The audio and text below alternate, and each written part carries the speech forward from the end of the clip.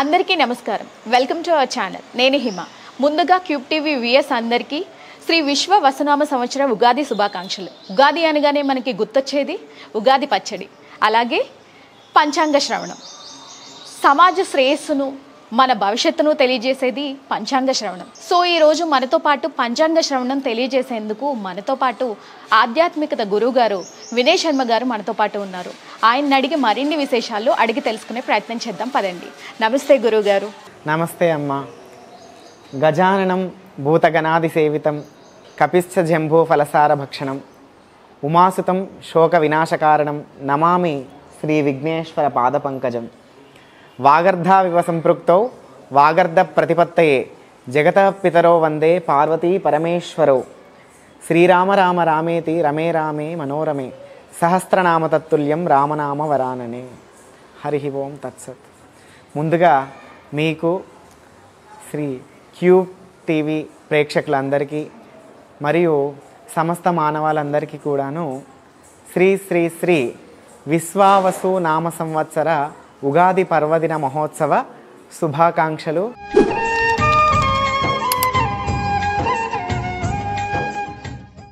స్వామివారి యొక్క శుభాశీస్సులు. Thank you గురువుగారు. గురువుగారు, అసలు ఉగాది పరమార్థం ఏంటి? అసలు రాబోయే భవిష్యత్తు ఎలా ఉంది? ఉగాది పరమార్థం ఏమిటనగా అమ్మ, చాలా మంచి ప్రశ్న అడిగావు. ఉగాది అనగా బ్రహ్మగారు మన యొక్క సృష్టిని, యుగాన్ని ప్రారంభించడానికి ముందుగా యుగ ఆది, ఈ యుగమునకు ఆది మొదలైన రోజు ఏదైతే ఉంటుందో అది ఏ యుగాది. దీనినే మరి ఒక విధంగా కూడాను ఉగాది అనలో ఉగము అనగా జంట అని అర్థం. అది దక్షిణాయనము మరియు ఉత్తరాయణము అనే రెండు జంటలను కలపడం వల్ల వచ్చే ఆ యొక్క సంవత్సరం కూడాను ఉగాది అని మరి ఒక అర్థం కూడా ఉంది. అయితే ఈ యొక్క ఉగాదిలో మనము 39వ సంవత్సరం అయినటువంటి శ్రీ శ్రీ శ్రీ విశ్వావసు నామ సంవత్సరంలో ఉన్నాము. అసలు ఈ సంవత్సరాలు, ఈ తెలుగు సంవత్సరాలు ఏమిటి? ఎందుకు 60 సంవత్సరాలే ఉన్నాయి? అవి ఎలా ఉద్భవించాయి? దానిలో ఉన్న ఆంతర్యం ఏమిటి అంటే, ముందుగా పూర్వం ఒకప్పుడు ఒక పురాణ గాథ ఉండేది. శ్రీమన్నారాయణుల వారు శ్రీ విష్ణుమాయను ప్రయోగించగా శ్రీ నారద మహామునిందుల వారు స్త్రీ రూపాన్ని ధరించి భూలోకానికి వచ్చి ఒక మహారాజు గారిని పెళ్ళాడారు. ఆ మహారాజు ద్వారా వివాహమైన పిమ్మట ఆయనకు 60 మంది సంతానము కలిగినారు. ఆ యొక్క మహారాజు కూడాను ఆనందంతో పెంచి పెద్ద చేసి సకల విద్యలు నేర్పించి ఆ యొక్క 60 మంది సంతానాన్ని కూడాను ఒక యుద్ధానికి తీసుకొని వెళ్తారు. అయితే విధివశాత్తు ఆ యొక్క 60 మంది సంతానము కూడాను ఆ యుద్ధంలో హతులైపోయినారు. అప్పుడు నారద మహాముని చాలా బాధతో శ్రీమన్నారాయణుల వారిని ప్రార్థించి నమస్కరించి నన్ను రక్షింపమని, మా పుత్రులను కూడాను రక్షించమని కోరగా, అప్పుడు శ్రీమన్నారాయణుల వారు చాలా దయాళుండై, ఓ నారద మహాముని, నీవేమీ బాధపడవలదు. నీవు యొక్క ఆ యొక్క 60 మంది పిల్లలు కూడాను కాలచక్రంలో ఆ యొక్క 60 సంవత్సరాలుగా కూడాను తిరుగుతూ ఎప్పటికీ శాశ్వతత్వాన్ని పొందెదరుగాక అని శ్రీమన్నారాయణుల వారు ఆ నారద మహామునిందుల వారికి ఆ విధంగా వరం ఇస్తారు.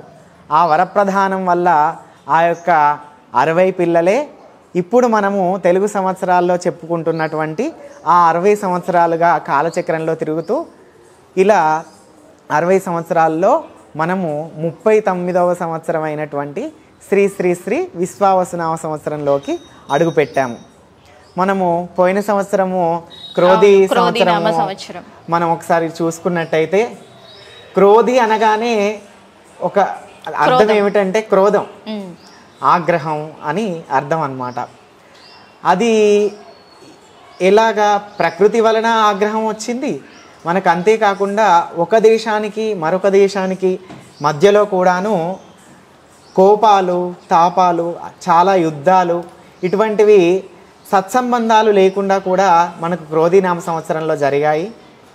అంతేకాకుండా ప్రకృతికి కూడాను ఆగ్రహం కలిగి ఎన్నో భూకంపాలు, సైక్లోన్లు, మరియు అనేక విధములైనటువంటి అగ్ని ప్రమాదాలను కూడాను మనము ఈ యొక్క వార్తల్లో విన్నాము.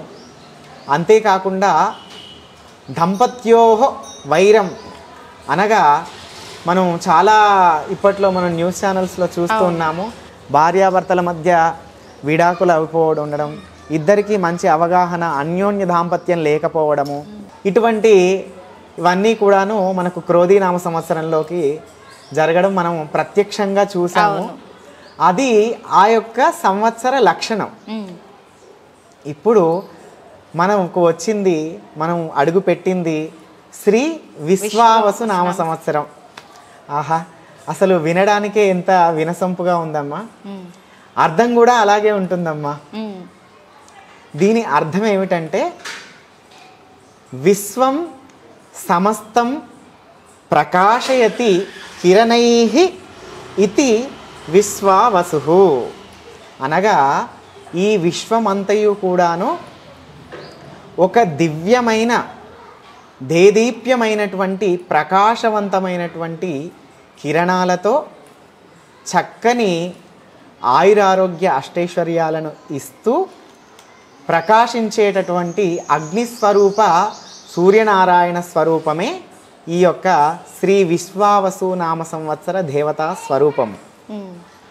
విశ్వావసు నామ సంవత్సరం అర్థం ఏమిటంటే విశ్వాహ వసు అనగా ఈ విశ్వమంతయు కూడాను వసువుతో అనగా చక్కని ధనము సంపదలతో తులతూగుతూ అభివృద్ధి చెందుతుందని దీని అర్థం.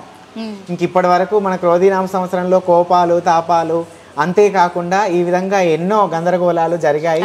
వాటన్నింటిని కూడాను మనం బయటపడి ఇప్పుడు మన విశ్వావసు నామ సంవత్సరంలో సంపదలను వృద్ధి చేయడం మీద ఉంటుందన్నమాట. ఈ విశ్వావసు నామ సంవత్సరం అంతా కూడాను ప్రజలు దేశమంతా కూడాను అభివృద్ధి చెందుతుంది. దినదినాభివృద్ధి చెందడమే కాకుండా సస్యశ్యామలం అవుతుంది. అంతేకాకుండా చక్కగా వర్షాలు కురిసి ఆయురారోగ్య అష్టైశ్వర్యాలతో తులతూగుతారు. అష్టవసువులు కూడాను విశ్వమంతా కూడాను వారు తిరుగుతూ ఉంటారు అని దీని అర్థము, పరమార్థం. చాలా చక్కగా చెప్పారు గురువుగారు. మరి ఈ విశ్వావసునామ సంవత్సరంలో నవనాయకులు ఎవరు? నవనాయకుల ఫలితాలు తెలియజేస్తారా? తప్పకుండా తల్లి. ఇప్పుడు మన విశ్వావసునామ సంవత్సరంలో ఉగాది అనేది ఆదివారం నాడు, ఈరోజు ఆదివారం కదమ్మా, ఈ ఆదివారం నాడు ఉగాది ప్రారంభమైంది. కావున అధిపతి అంటే రాజు సూర్యుడు, మంత్రి చంద్రుడు, అంతేకాకుండా సైన్యాధిపతి కూడాను సూర్యులే వచ్చారు. సస్యాధిపతి సాక్షాత్తు గురువులు వారు, అంతేకాకుండా మరియు ధాన్యాధిపతి మనకు ధాన్యాధిపతి అయిన వారు కుజులు, తర్వాత అర్ఘాధిపతి కూడాను సూర్యులే వచ్చారు, మేఘాధిపతి కూడాను సూర్యులే వచ్చారు, అంతేకాకుండా రసాధిపతి శని వచ్చారు, నీరసాధిపతి ఏమో బుధుడు వచ్చారు. ఈ విధముగా కూడాను నవనాయకులు కూడాను మనకి ఈ విధంగా మొత్తము 9 మందిలో కూడాను 3 మంది ఏమో శుభ ఫలితాలను అనగా శుభులు, అంతేకాకుండా మిగతా 6 కూడాను పాపాదిత్యాలు వచ్చాయి. అయితే ఈ యొక్క రాజు సూర్యుడైనందువలన ఎప్పుడు పరస్పర భేదాలు, పరస్పర వైరాలు కలుగుతూ ఉండడము, అంతేకాకుండా ప్రజలకు మధ్యలో ఎప్పుడు కూడాను శస్త్ర విధములైనటువంటివి, చోరము, అగ్ని మరియు రోగ బాధలు కూడాను వస్తాయి. శస్త్రము అనగా ఆయుధాల వల్ల భయము, చోర భయం అనగా దొంగల వలన భయము, రోగ బాధలు మీకు తెలిసినవే. అగ్ని భయం అనగా విపరీతమైన అగ్ని ప్రమాదాలు జరిగే అవకాశం కూడా ఈ సంవత్సరం ఉంది.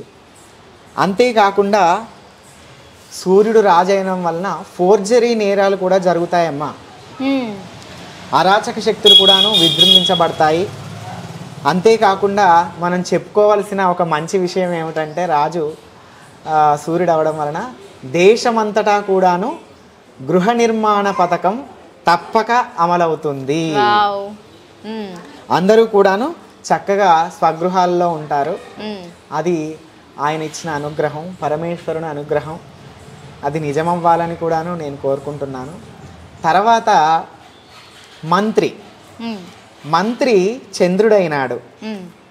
చంద్రుడు అవ్వడం వల్ల చక్కగా వర్షాలు పడతాయి. అంతేకాకుండా ఈ యొక్క చంద్రుడు మంత్రి కావడం వలన వస్త్రాలు అనగా బట్టలు మరియు సుగంధ ద్రవ్యాలు, కాగితము, అలంకార సామాగ్రి ఇటువంటివన్నీ కూడాను చక్కగా పండి ఎగుమతులు కూడా చేస్తారు మన దేశం నుండి. అంతేకాకుండా ఇంకా చంద్ర సంబంధితమైనవి ఏముంటాయి? వరి, ధాన్యము, అంతేకాకుండా ఇతర సమస్త తృణధాన్యములు అన్నీ కూడాను విరివిగా సమృద్ధిగా పండి వాటన్నిటి కూడాను విదేశాలకు ఎగుమతి చేస్తారు ఈ యొక్క చంద్రుడు ఆ యొక్క మంత్రి కావడం వలన. తర్వాత సైన్యాధిపతి. మనకు అన్నిటికన్నా మిన్నగా కావాల్సింది సైన్యము. భారత సైన్యం అంటే భారతదేశానికే కాదు సమస్త దేశాలన్నిటికీ కూడాను ఒక ఆదర్శవంతమైన సైన్యంగా తీసుకుంటారు. అంతేకాకుండా శత్రు భయము ఎక్కువగా మనకు ఉండదు. ఎందుకంటే మన దేశ సైన్యం యొక్క వారి యొక్క డెడికేషన్ కానీ ఏదైనా ఇతర దేశాలకు తప్పక తెలుసు. అందుకే మన మీద ఆ విధంగా కూడాను అకస్మాత్తుగా అటాక్ చేయడానికైనా కూడాను కాస్త జంకుతారు. ఈసారి సైన్యాధిపతిగా వచ్చారు. అనగా రాశిచక్రంలో నవగ్రహాల్లో కుజుడు సైన్యాధిపతి. ఆయనే సైన్యాధిపతిగా వచ్చారు. ఈ సైన్యాధిపతి కుజుడు కావడం వలన ఏంటంటే విశేషము, చక్కగా సైన్యము మరింత వృద్ధి చెందుతుంది. అంతేకాకుండా ఆ సైన్యమే కూడాను సమర్థవంతంగా పనిచేస్తుంది. ఈ యొక్క సైన్యాధిపతి కుజుడు కావడం ద్వారా. అంతేకాకుండా ప్రభుత్వం కూడాను ఈ యొక్క రంగాన్ని అనగా సైనిక రంగాన్ని, సైనిక బలగాన్ని ఇంకా వృద్ధి చేయడానికి, బలోపేతం చేయడానికి, అంతేకాకుండా సైన్యాధిపతి కుజుడైతే అంతరిక్ష పరిశోధనలను కూడాను బలోపేతం చేసి దానికి ఇంకా అభివృద్ధి చెందడానికి అనేకానేక నిధులను మన ప్రభుత్వము ఈ విధముగా కేటాయించి అభివృద్ధి పరుస్తారు ఈ యొక్క సైన్యాధిపతి కుజుడు అవ్వడం వల్ల. తర్వాత సస్యాధిపతి గురుడు అత్యంత శుభప్రదమమ్మ. మొత్తము 9 గ్రహాల్లో శుభప్రదమైన గురువు ఆ గ్రహము ఉండడము, అది కూడా సస్యశ్యామలం. మనం ఎప్పుడు వందే మాతరం చదువుకున్నప్పుడు కూడా సస్యశ్యామలం అని చదువుతూ ఉంటాము, మీకు తెలిసి ఉంటుంది. ఈ విధముగా సస్యాధిపతి ఒక మంచి శుభగ్రహం సాక్షాత్తు గురువులు అయ్యారంటే దాని వలన సస్యము అనగా ధాన్యము విధంగా కూడాను వృద్ధి చెందుతుంది. ఇంకా గురువు సస్యాధిపతి అవ్వడం వలన ఈ పంట అని ఏం కాదమ్మా, ప్రతి ఒక్క పంటలు కూడాను విరివిగా పండుతాయి. అంతేకాకుండా ఆహార ధాన్యాల ఉత్పత్తి కూడాను రికార్డు స్థాయిలో ఉంటుంది. ఈసారి మొత్తం ఆహార ధాన్యాల నిల్వలు కూడాను పెరిగి ఈ నిల్వలన్నింటినీ కూడాను ఇతర దేశాలకు కూడాను ఎగుమతి చేసేంతగా మనం ధాన్యం సమృద్ధిగా పండిస్తాము. చక్కగా సస్యం వృద్ధి చెంది దేశమంతా సస్యశ్యామలం అవుతుంది. ఇది సస్యాధిపతి గురుడు అవ్వడం వలన దాని యొక్క ఫలితము. తర్వాత ధాన్యాధిపతి కూడాను కుజుడైనందువలన ఎక్కువగా కుజ సంబంధితమైనటువంటి ధాన్యాలు ఏమిటి, కందులు, మిర్చి, పెండలం కానీ లేదా దుంపలు మొదలగునవి కానీ, జొన్నలు కానీ లేదా ఇటువంటివి ఏమైనా కూడాను ఆ కుజ సంబంధితమైన ధాన్యములన్నీ కూడాను ఎర్రటి రంగు కలిగినవన్నీ కూడాను దిగుమతులు మనం చేసుకోవాల్సి వస్తుంది. అంతేకాకుండా ఈ యొక్క ధాన్యాధిపతి కుజుడైనందువలన ఎలక్ట్రానిక్స్ రంగము, కంప్యూటర్ రంగంలో చాలా కొత్త ఆవిష్కరణలు వస్తాయి, ఇంకా వృద్ధి చెందుతుంది. ఇప్పటికే మనకు ఏఐ అని ఎన్నో ఆవిష్కరణలు వచ్చి మన యొక్క కంప్యూటర్ రంగంలో చాలా ఎత్తుకు మనం వెళ్ళాము. అంతేకాకుండా ఈ యొక్క సంవత్సరంలో కూడాను ఇంకా కొత్త ఆవిష్కరణలు జరిగి ఇంకా వృద్ధి చెందుతుంది. అంతేకాకుండా ఈ యొక్క ధాన్యాధిపతి కుజుడు అవ్వడం వలన అగ్ని భయం, కాస్త అగ్ని ప్రమాదాలు మాత్రం ఉంటాయి. కాస్త అగ్నితో ఎప్పుడు ఆటలు ఆడకూడదు. ఈ సంవత్సరంలో ఎక్కువగా అగ్నిని పూజించవలని, కానీ అగ్నిని ఆడకుండా ఉండడం ద్వారా మనం దీన్ని జాగ్రత్తలు తీసుకోవడం ద్వారా కాస్త దీని నుండి బయటపడవచ్చును. తర్వాత అర్ఘాధిపతి, ఈసారి అర్ఘాధిపతి కూడాను సూర్యుడేనమ్మా.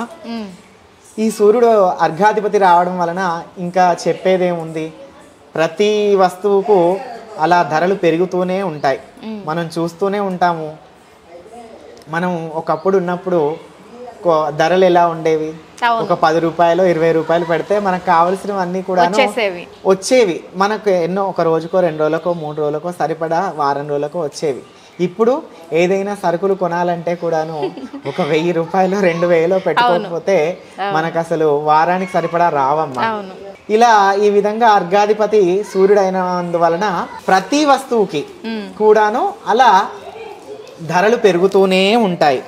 అంతేకాకుండా ఇంకొక విషయం ఏమిటంటే, సినిమా హీరోలు, సూపర్ స్టార్స్ తెలుసు కదమ్మా, వీళ్ళందరూ కూడాను ఏ విధంగా అయితే సూర్యుడు తన కిరణాలను సూర్యోదయం నుండి మెల్లిమెల్లిగా ప్రజ్వలింపజేసి అలా మధ్యాహ్నానికి వచ్చే వరకు భాను ప్రతాపం పెరిగిపోతుందో, అలాగే మన సినీ రంగంలో సూపర్ స్టార్లు, హీరోయిన్లు, ఈ హీరోలు అందరూ కూడాను ఏ విధంగా అయితే సూర్యకిరణాలు పెరుగుతాయో ఆ విధంగా కూడాను వారి యొక్క అభివృద్ధి బాగుంటుంది. ఈసారి సినీ రంగము పోయినసారి కంటే కూడాను చాలా అభివృద్ధి చెందుతుంది. అంతేకాకుండా ఆ యొక్క స్వామివారి అనుగ్రహం వలన కళారంగం ఇంతకింతకు కూడాను వృద్ధి చెంది, మనం పోయినసారి ఇలా చాలా మనం చలనచిత్రాలను చూసాము. దాని వలన ఏదో అడ్డంకులు కానీ ఏదో ఆ విధంగా కొన్ని ఘోరాలు కానీ అలా జరుగుతూ ఉండడం చూసాము. రీసెంట్ గా మనము లాస్ట్ ఇయర్ లో అల్లు అర్జున్ సంఘటన గురించి అయితే విన్నాము. అవును, ఆయన కూడాను చాలా కష్టపడ్డారండి. ఆయన ఎంత కష్టపడితే ఆ యొక్క చలనచిత్రాన్ని చేశారో మనం అర్థం చేసుకోవాలి. ఈ విధంగా సంవత్సర ఫలితం వలన అలాగా కొన్ని ఘోరాలు అలా జరిగాయి. కానీ ఈ సంవత్సరం మాత్రము సినీ రంగము, కళారంగము ఇంతకింతకు కూడాను స్వామివారి యొక్క అనుగ్రహం వలన ఇంతింతై వటుడింతింతై అన్నట్టుగా వృద్ధి చెందుతూ ఉంటుంది. మరొక విశేషం ఏమిటంటే, ముఖ్యంగా మీకు జర్నలిజం గురించి చేసే వాళ్ళని కూడాను, వీరికి కూడాను విపరీతమైన ఆదరాభిమానాలు, చక్కని గౌరవ మర్యాదలు కూడా దక్కుతాయి. జర్నలిస్ట్ అందరికీ మంచి గుడ్ న్యూస్ అనే చెప్పాలి. ఇది అది స్వామివారి అనుగ్రహం. ఎప్పుడు కూడాను మీరు ఇలా మంచి పనులు చేస్తూ ఉంటారు. అసలు జర్నలిజం అనేది కూడాను ఇప్పట్లో ఏదైనా ఒక విషయం మనకు తెలియాలంటే ముందు వారే ఉంటారు. ఇప్పుడు మనం ఇంట్లో ఉండి అన్నీ చూస్తున్నాం, అన్నీ మన దగ్గరకు వచ్చాయి, ప్రతిదీ మనకు ఒక విషయం తెలుస్తుంది అంటే అది మీ వల్లనేనమ్మా. మీరు లేకపోతే కూడాను ఒకప్పుడు జనాలు అందరూ కూడాను బయటికి వెళ్ళేది, నలుగురితో మాట్లాడేది, కలిసి తిరిగేది, అసలు బయట ఏం జరుగుతుంది అనేది తెలిసేది. ఇప్పుడు ఇంట్లో ఉండడం వలన ఏమీ తెలియకపోవడం వల్ల చాలా ఇబ్బందులు ఎదురవుతున్నాయి. కానీ ఇప్పుడు మనిషికి ఏం తెలియాలన్నా కూడాను మీ వల్లనే తెలుస్తుంది. అది జర్నలిస్టుల వల్లనే కూడాను సాధ్యమవుతుంది. ఈ జర్నలిజం కూడాను ఇంతకింతకు అభివృద్ధి చెంది స్వామివారి యొక్క అనుగ్రహం వలన వారు చేసిన ఆ యొక్క పనికి గుర్తింపు దక్కాలి. తప్పకుండా స్వామివారి యొక్క అనుగ్రహం ఉండాలని నేను కూడాను మనస్ఫూర్తిగా కోరుకుంటున్నా అమ్మా. అంతేకాకుండా ఈ యొక్క మేఘాధిపతి, 7వ అధిపతి కూడాను మేఘాధిపతి. ఆ మేఘాధిపతి కూడాను సూర్యుడే. సూర్యుడు మేఘాధిపతి అవడం వలన కూడాను ఖండాలుగా మనకు వర్షం కురుస్తుంది. అంటే అప్పుడప్పుడు ఒక్కొక్క దగ్గర అతివృష్టి, మరొక దగ్గర కూడాను అనావృష్టి అలా జరిగే అవకాశాలు కూడా ఉన్నాయి. కానీ ఏది ఏమైనా కూడాను వర్షాలు మనకు ఎంత అవసరం అయితే అవుతుందో అంత వర్షాలు కూడా చక్కగా మనకు కురుస్తాయి. కాకపోతే ఇప్పుడు నైరుతి ఋతుపవనాలు కొద్దిగా తొందరగా మనకు వచ్చినా కూడాను వర్షాలు రావడము అర్ఘాధిపతి సూర్యుడు అవ్వడం వలన కాస్త నెమ్మదిగా వస్తాయి. కానీ పడవలసిన వర్షాలు పడతాయి. రాష్ట్రము దేశం అంతా కూడాను సుభిక్షంగా ఉంటుంది. అయితే ఇప్పుడు రసాధిపతి శని. ఈ యొక్క రసాధిపతి శని అవడం ద్వారా దేశంలో కొన్ని అరాచక శక్తులు విజృంభించబడతాయి. ఈ యొక్క శని ద్వారం వలన ఒక్కొక్కసారి భయాందోళనలు కానీ, అలజడులు కానీ, కొన్ని భయానక సంఘటనలు కానీ, ఎక్కువగా యుద్ధ భయం జరుగుతూ ఉండడం కానీ, దౌర్జన్యాలు కానీ జరుగుతూ ఉంటాయి. అయితే మనమందరం కూడాను శని అనగానే భయపడిపోయి, ఆ శనిగ్రహం అనగానే ఏదో మనకి ఇంకా చెడు చేస్తారు అని ఎప్పుడు భావించొద్దు. ఆయన మన యొక్క చేస్తున్న కర్మలకు ఫలాన్ని ఆయన ఇస్తారు. అసలు చెప్పాలంటే శని మనకు ఒక మంచి మిత్రుడు. మనము ఆ యొక్క దశలో ఉన్నప్పుడు ఎవరు మనవారు ఎవరు పరవారు, అసలు మానవ నైజం ఏమిటి, సమాజం అనేది ఎలా ఉంటుంది, అసలు జీవనం అనేది ఎలా ఉంటుంది అనేది చెప్పే మహానుభావులు ఆ యొక్క సూర్యభగవాను యొక్క పుత్రుడైనటువంటి శని భగవానుడు.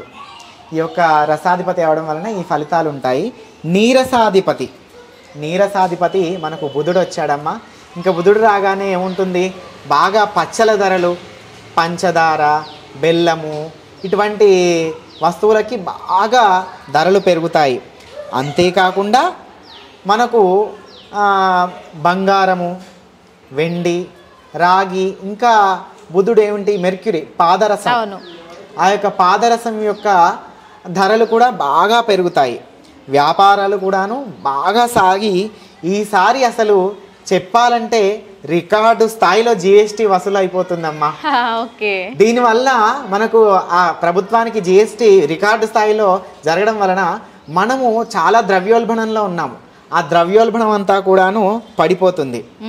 చక్కగా ద్రవ్యోల్బణం కూడాను తగ్గుముఖం పడుతుంది. ఈ విధంగా కూడాను మొత్తం 9 నవనాయకుల్లో కూడాను ఫలితాలు కూడాను మనం చక్కగా చర్చించుకున్నాము. కాకపోతే 3 శుభాదిత్యాలు 6 పాపాదిత్యాలు వచ్చాయి. అంత వచ్చినాను కూడాను ఆ యొక్క పరమేశ్వరుని అనుగ్రహం వలన మనకు అంతా కూడాను సస్యశ్యామలంగా ఉంది. అది కూడాను స్వామివారి యొక్క అనుగ్రహమే. ఇది మన నవనాయక ఫలితము. అంతేకాకుండా ఈ యొక్క 21 మంది ఉపనాయకులు కూడాను శుభాదిత్యమే ఎక్కువగా వచ్చాయి, పాపాదిత్యము చాలా తక్కువగా వచ్చాయి. చాలా చక్కగా చెప్పారు గురువు గారు. అలాగే మనం శ్రీ విశ్వ వసునామ సంవత్సరంలో మూడాలు, కత్తర్లు గురించి, వాటి ఫలితాల గురించి తెలియజేస్తారా? తప్పకుండానమ్మా. మూఢమి అనేది మన యొక్క హిందూ సాంప్రదాయంలో చాలా ఎక్కువగా వాడతారండి. ఎందుకంటే మనం ఏ శుభకార్యాలు తలపెట్టాలన్నా ముందు మౌఢ్యమి దినములు మనము విసర్జించి మంచి రోజులను మాత్రమే మనం చూస్తాం. అసలు మౌఢ్యమి అంటే ఏమిటి, అసలు ఎన్ని మౌఢ్యములు ఉన్నాయి అంటే మౌఢ్యమి 2 రకాలు ఉంటుందమ్మా. అది ఒకటి గురుమౌఢ్యమి, మరొకటి శుక్రమౌఢ్యమి. ఈ 2 విధములైనటువంటి మౌఢ్యములలో గురువు శక్తి సన్నగిల్లి ఆ యొక్క గురువు శక్తిహీనుడైనప్పుడు గురు మౌఢ్యమి వస్తుంది. శుక్ర మౌఢ్యమి అనగా శుక్రుని యొక్క శక్తి తగ్గి శక్తిహీనుడైనప్పుడు అప్పుడు శుక్రమౌఢ్యమి వస్తుంది. ఈ యొక్క గురువు శుక్రుడు కూడాను, ఈ ఇద్దరు ఆచార్యులు కూడాను ఎప్పుడైతే శక్తిహీనులై నిస్తేజంగా ఉంటారో ఆ దినాలలో కూడాను, ఆ రోజుల్లో ఎప్పుడు కూడాను శుభకార్యాలను ఆచరించరాదు.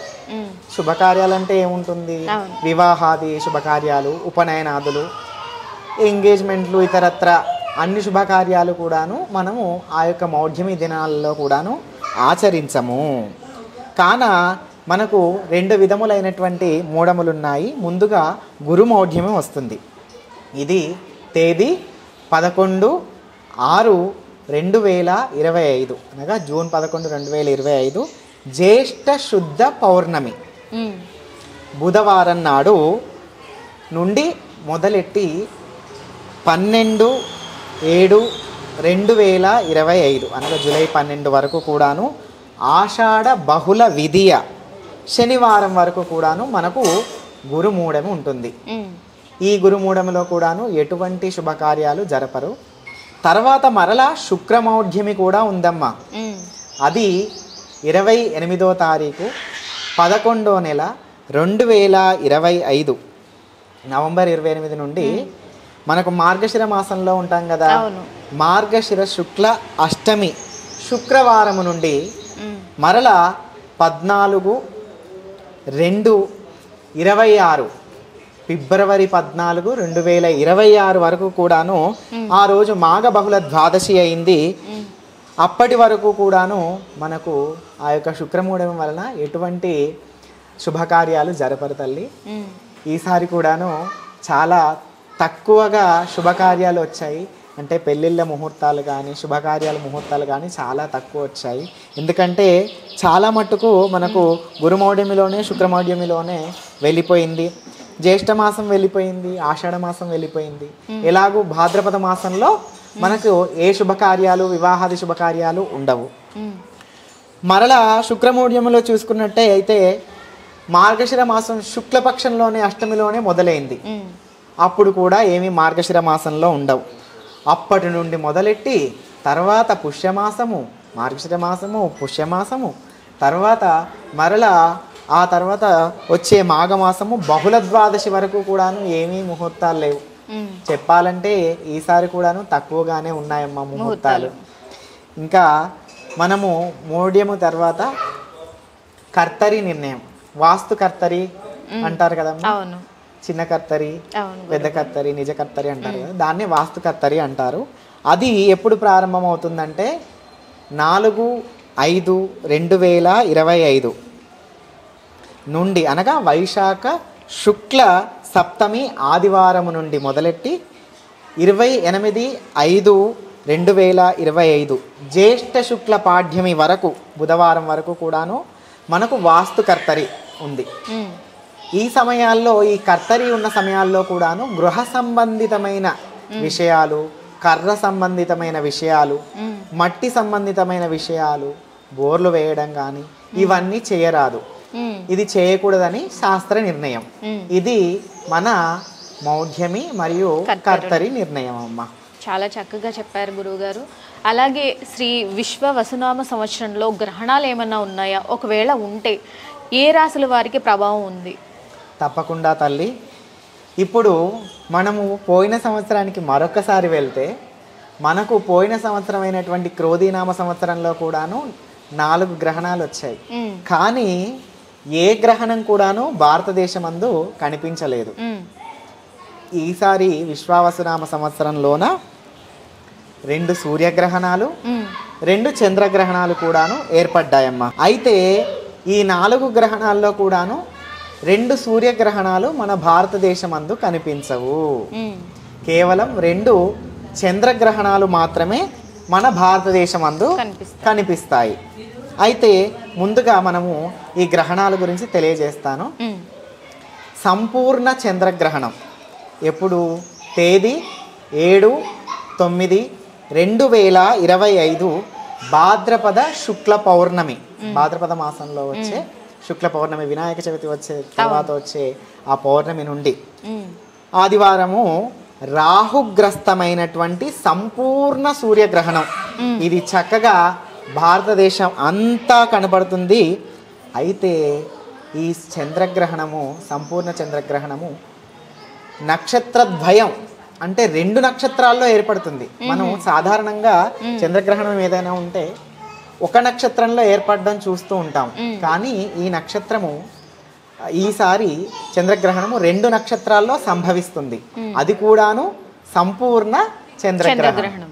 ఈ సంపూర్ణ చంద్రగ్రహణము ఏ నక్షత్రాల్లో సంభవిస్తుందంటే శతభిష నక్షత్రము, పక్కనే ఉన్న పూర్వాభాద్ర నక్షత్రము. ఇవి 2 నక్షత్రాలు కుంభరాశిలో ఉంటాయి. కావున మీరు ఇందాక చెప్పారు కదా ఏ రాశుల వారికి ప్రభావం ఉంటుంది అన్నారు. కాబట్టి ఈ యొక్క చంద్రగ్రహణ ప్రభావము ఎక్కువగా కుంభరాశి వారి మీద పడుతుంది. అందులో ఈ శతభిష నక్షత్రం వారు మరియు పూర్వాభాద్ర నక్షత్రం వారి మీద ఎక్కువగా ఉంటుంది. కావున ఈ యొక్క శతభిష నక్షత్రం వారు, పూర్వాభాద్ర నక్షత్రం వారు, పూర్ణ కుంభరాశి వారందరూ కూడాను ఈ యొక్క చంద్రగ్రహణమును చూడరాదు. చూడకూడదు. తర్వాత ఖండాగ్రాస సూర్యగ్రహణము. ఇది మళ్ళీ భాద్రపద శుక్ల పౌర్ణమి వెళ్ళిన పిమ్మటే వచ్చే అమావాస్య, అనగా తేదీ 21/9/2025 భాద్రపద బహుళ అమావాస్య ఆదివారము నాడు, అమావాస్య ఆదివారము నాడు కలిసి వచ్చి భాద్రపద అమావాస్య నాడు ఈ యొక్క ఖండాగ్రాస సూర్యగ్రహణము చూడామణి నామక ఖండాగ్రాస సూర్యగ్రహణం అనేది సంభవిస్తుంది. కానీ ఇది ఎక్కడ భారతదేశంలో ఏ మూలన కనబడదు. కావున మనకు తెలిసిన విషయమే కావున కనబడని దానికి ఎటువంటి నియమాలను మనం పాటించవలసిన అవసరం లేదు. పోతే మూడవది మరల కంకణాకార సూర్యగ్రహణం, మరలా సూర్యగ్రహణమే. అది ఎప్పుడు 2026 సంవత్సరము నందు 17/2 అనగా ఫిబ్రవరి 17, 2026 సంవత్సరము మాఘ బహుళ అమావాస్య, అనగా మనకు ఈ యొక్క శివరాత్రి వస్తుంది. శివరాత్రి వచ్చిన మరుసటి రోజు మాఘ బహుళ అమావాస్య నాడు మంగళవారం అవుతుంది.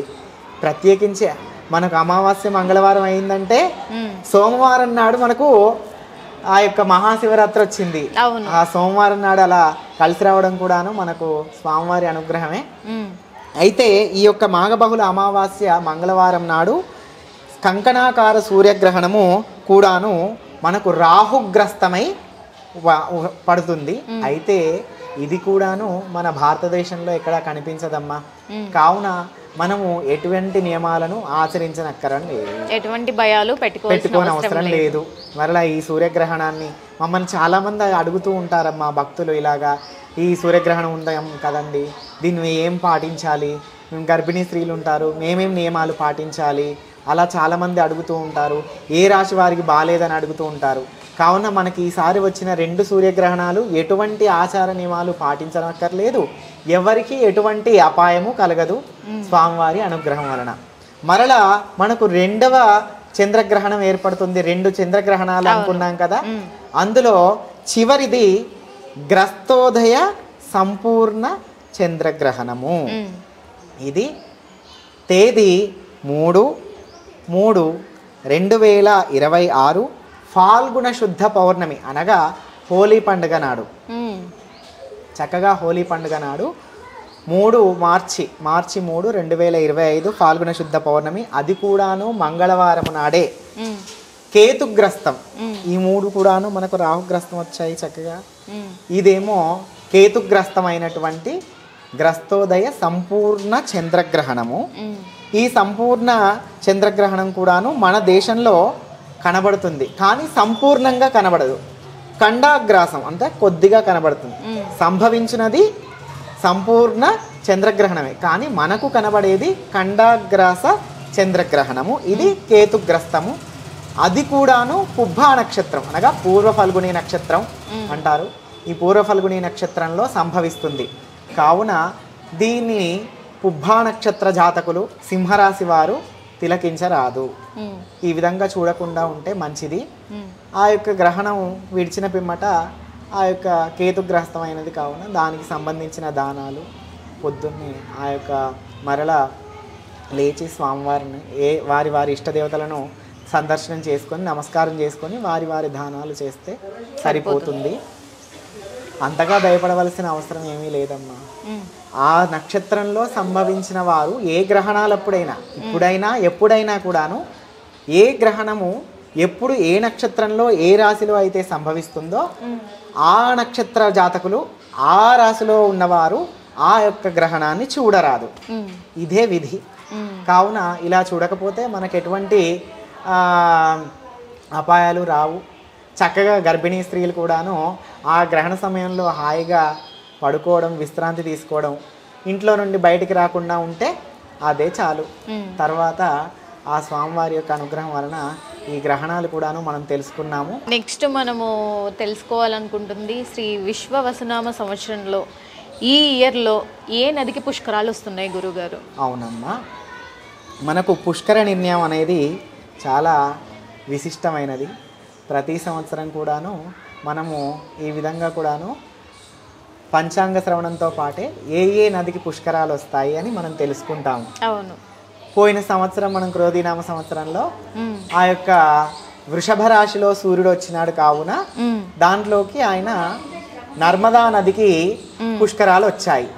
ఇప్పుడు మిథున రాశిలోకి ఆ యొక్క గురువు వచ్చినాడు కావున గురువు కూడాను ఎప్పుడు 14/5/2025 శ్రీ విశ్వావసునామ సంవత్సర వైశాఖ బహుళ విధియ నాడు బుధవారము గురువు రాత్రి 9:21 ఆ యొక్క మిథున రాశి యందు ప్రవేశం జరుగుతుంది. కావున మిథున రాశి నందు ప్రవేశం జరిగితే సరస్వతీ నదికి పుష్కరాలు వస్తాయమ్మా. అయితే మనము మిథున రాశిలో రాత్రి సమయమునందు ఆ యొక్క గురువు ప్రవేశించడం ద్వారా మనము మరుసటి రోజు సూర్యోదయం కాలం నుండి ఆ యొక్క సరస్వతీ నదికి పుష్కరాలు వస్తాయి. సరస్వతీ నది సాక్షాత్తు సరస్వతీదేవి అండి, సకల జ్ఞాన స్వరూపిణి. మరి యొక్క విశేషం ఏమిటంటే అన్ని నదులలో కూడాను అత్యంత గొప్పదైనది చెప్పదగినది ఏమిటంటేను అంతర్వాహిని అయి మనకు ఆ యొక్క సరస్వతీదేవి ప్రవాహం చెలుస్తూ ఉంటుంది. ఆ యొక్క సరస్వతీ నది పుష్కరములు కేవలం దర్శనం చేసినంత మాత్రాన, అంతేకాకుండా సరస్వతి నది యొక్క వైశిష్టం ఏంటంటే ఈ సరస్వతీ నది యొక్క నదీ స్నానం చేయాలన్నా కూడాను సంగమముల దగ్గరకే వెళ్ళవలసి వస్తుంది. ఆ యొక్క అంతర్వాహిని అయినటువంటి ఈ యొక్క సరస్వతీ నది మన తెలంగాణలో చెప్పుకుంటే కాళేశ్వరం ఉంటుందమ్మా. అత్యంత పరమ పవిత్రమైన ప్రదేశము. ఒకే పానవట్టం మీద ఆ యొక్క శివుడు, శివలింగము, యమలింగము ప్రతిష్ఠితమై కాళేశ్వరము పుణ్యక్షేత్రము. అక్కడికి వెళ్ళడం వలన యమగండాలన్నీ తొలగిపోతాయి, మృత్యుదోషాలు అపమృత్యుదోషాలన్నీ తొలగిపోతాయి, చక్కగా ఆయురారోగ్య అష్టైశ్వర్యాలతో ఉంటారు. ఆ యొక్క కాళేశ్వరము దగ్గర మనకు సరస్వతి నది ఉంది. అక్కడ త్రివేణి సంగమం కూడా చెప్పుకోదగినది. గోదావరి నది మనము దక్షిణ గంగగా పిలుచుకుంటూ ఉంటాము. గోదావరి నది, ప్రాణహిత మరియు సరస్వతి నది సంగమమే ఈ కాళేశ్వరము. ఈ సంవత్సరము మనకు సరస్వతి నదికి పుష్కరాలు వస్తున్నాయి. ఆ యొక్క మనకు ఇక్కడ ప్రాంతం వారికి కూడాను అక్కడ దగ్గరలో కాళేశ్వరం ఉంది. అందరూ కూడాను తప్పకుండా వెళ్ళి నమస్కారం చేసుకొని ప్రార్థించి నదీ స్నానం చేసి మనకు ఆ అమ్మవారి అనుగ్రహాన్ని, జ్ఞానాన్ని కూడాను పొంది, అంతేకాకుండా త్రివేణి సంగమం అయినటువంటి గోదావరి నది స్నానం చేసిన వాళ్ళం అవుతాం, ప్రాణహిత నది స్నానం చేసిన వాళ్ళం అవుతాము, సరస్వతి నది స్నానం చేసిన వాళ్ళం అవుతాము. కావున ఆ స్నానం చేసి ఆ యొక్క సమస్త జ్ఞానములను పొంది ఆ యొక్క అమ్మవారి అనుగ్రహాన్ని పొందవలసిందిగా ప్రార్థిస్తాను. చాలా థ్యాంక్ యూ సో మచ్ గురువుగారు. చాలా మీ వాల్యుబుల్ టైం ఇచ్చి మా కోసం ఉగాది పంచాంగ శ్రవణం చెప్పడమే కాకుండా చాలా ఉన్నతమైన విషయాల గురించి కూడా మా ప్రేక్షకులకు వివరించారు. చాలా థ్యాంక్ యూ సో మచ్. మీ వాల్యుబుల్ టైం శివార్పణమమ్మా. Thank you so much. చూసారు కదండి, ఉగాది రోజున పంచాంగ శ్రవణం, అలాగే చాలా విషయాలు గురువుగారి దగ్గర నుంచి మనం తెలుసుకున్నాం కదా. సో మరొక చక్కటి అంశంతో మళ్ళీ కలుద్దాం. నమస్కారం. Signing off. This is Hima.